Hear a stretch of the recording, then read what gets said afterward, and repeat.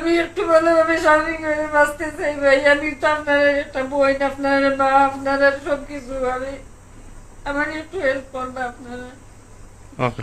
আসলে মানুষের জীবন কখন কোন অবস্থায় যায় তা বলা অসম্ভব। আমার ঠিক ক্যামেরার সামনে যে বোনকে দেখছেন, তিনি আমাদের জকিগঞ্জ উপজেলার ৩ নং কাজলসার ইউনিয়নের লীলাম্বরপুর গ্রামের মা বাবা এবং মনে হয় ভাই বোনও নাই। তো এই অসহায় নারীর দুঃখ গাথা কথা আসলে শুনলে যে কারো হৃদয়ে লাগার কথা।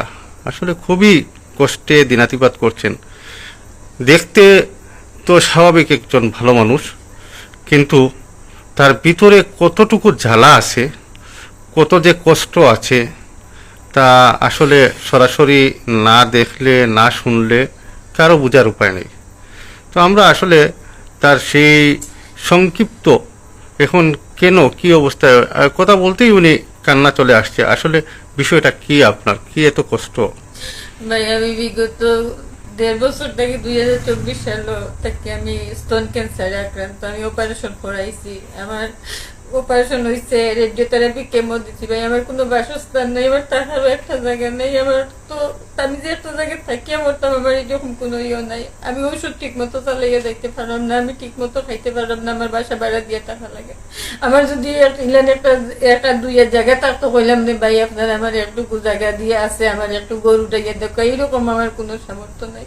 এখন আমি স্বাভাবিকভাবে একটু বাঁচতে চাই ভাই, আপনার কাছে সবার কাছে আমি একটু আবেদন করলাম, আমি একটু স্বাভাবিকভাবে বাঁচতে চাই, আর কিছু চাই না ভাই। আমি এখন মানুষের ধরে ধরে ভিক্ষা করে খাই ভাই, আর কত মানুষের মতো খারাপ ব্যবহার করে ভাই। ওই দেখো আমার কাগজপাতি আমি কত দেখাইতাম আপনারা, এইটা দেখাইয়া শেষ করতে পারতাম না। এটা কত কাগজ দেখো, আমার 3 মাস বাদে বাদে চেক আপ করানি লাগে। ও দেখো আমি আর কত দেখাইতাম এটা মানুষের ভাই। আমি বহুত মানুষের কাছে গেছি, বহুত কইছি আমারে একটু ইয়ে করার লাগে, কেউ আমারে কোনো হেল্প করছেন না। ও আপনারে আমি পাইয়া আপনারে কইলাম ভাই আমার একটু সহযোগিতা করুন, কেমনে কিনা নিয়ে পাওয়া যায়। ও দেখো তো এখন আপনার প্রতি মাস ঔষধর আপনার তো ক্যান্সারের ইয়ে করিলি অপারেশন হয়েছে, কেমো দিছি, রেডিওথেরাপি দিছি, আমার অনেক ভাইয়ের আমার সাহায্য করছ, কিন্তু এইরকম ভাবে বড়ভাবে কোনো সহযোগিতা আমি পাইছি না। আমি এখন চাই ভাই আমি ভিক্ষা সাথী না করি, ভিক্ষা না করি, আমি পারতাম না আমার সরতাম করো তাথা বলা যায় ভাই, একটা স্বাভাবিক জীবন যায়। নদীর মেঝে হাঁটিয়ে শরীর চলে ভাই, মাসে খারাপ খারাপ গালাগালি করেন, নানান ধরনের কথা কই ভাই, আমার একটু বাঁচান ভাই। মানুষে কি তার লাগে হইন কোন বিজনেস করে ব্যবসা করি আর এটা বলে বিজনেস জানিস, এখন আমি মাসরি কুলিয়া তো দেখাইতে পারলাম না আমার সমস্যা করতে। তো এখন আপনি ওই যে এখন আপনার কোন জিনিসটা হইলে এখন আমি যাই ভাই, আমি যদি প্রতি মাসে আমার 10-12,000 15,000 টাকা হইলে আমি পুরো মাস চালাইতে পারতাম, চিকিৎসা ঘর ভাড়া দিয়ে আমি থাকতে পারতাম। কিন্তু তো ভাই আমার ঘর ভাড়া তো দেওয়া লাগবে না, টাকার জায়গা নাই, আমি কই গেতাম, আমার খেয়ে রাখবো, খেয়ে খাওয়াইবো আমার। আপনার জামাই বা বাচ্চা কাচ্চা নাই? কেউ নাই, মা বাবা নাই? ছোটবেলা মারা গেছেন। আমি আমার মামুর বাড়ি বড় হয়েছি, আমার মামুরও ক্যান্সার, আমার যে মামু বাড়ির তাই